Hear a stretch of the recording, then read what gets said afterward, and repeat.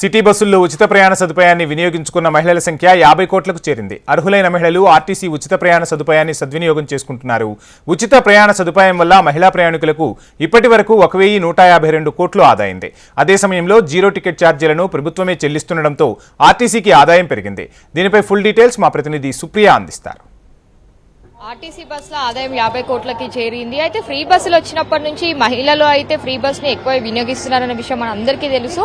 So ఈ free buses వచ్చినప్పటి నుంచి చూసుకున్నట్టయితే సంవత్సరం వరకు ఇప్పటి వరకు చూసుకున్నట్టయితే జీరో టికెట్ రవాణా 1.152 కోట్లు ఇప్పటివరకు ఆదాయం వచ్చింది. గ్రేటర్ పరిధిలో 105% పెరిగింది. అయితే రోజుకి సుమారు 14.70 లక్షల మహిళలు జర్నీ చేస్తున్నట్టు కూడా మనకు వెల్లడించారు. పురుషులు చూసుకున్నట్టయితే తక్కువ కనిపిస్తుంది. అంటే మహిళలతో కంపేర్ చేస్తే పురుషులు 6.80 లక్షల మంది మాత్రమే ప్రయాణిస్తూ ఉన్నారు. ఆర్టీసీ పెంచి రెట్టింపు చేశారు. ఉచిత ప్రయాణ సదుపాయం వల్ల మహిళలు ప్రయాణికులకు ఇప్పటి వరకు ఈ కోట్ల ఆదాయం అయ్యింది. అదే సమయంలో జీరో టికెట్ ఛార్జీలను ప్రభుత్వమే చెల్లిస్తుండటంతో ఆర్టీసీ ఆదాయం మరింత పెరిగింది. గత సంవత్సరం డిసెంబర్ 7వ తేదీన మహాలక్ష్మి పథకాన్ని ప్రవేశపెట్టిన సంగతి మనందరికీ తెలుసు. గతంలో 45% మహిళలు 55% పురుషులు సిటీ బస్సులో ప్రయాణం చేసేవారు. ఈ పథకం అమలుకు వచ్చినప్పటి నుంచి చూసుకున్నట్టయితే 70%కి పైగా మహిళలు 30%కి పైగా పురుషులు సిటీ బస్సులో ప్రయాణం చేస్తూ ఉన్నారు. సో ఫస్ట్ లో మొదల్లో చూసుకున్నట్టయితే మనకు లేడీస్ బస్సెస్ లో చాలా తక్కువ కనిపించే వాళ్ళు. ఓన్లీ మనకు కాలేజ్ స్టూడెంట్స్ కానీ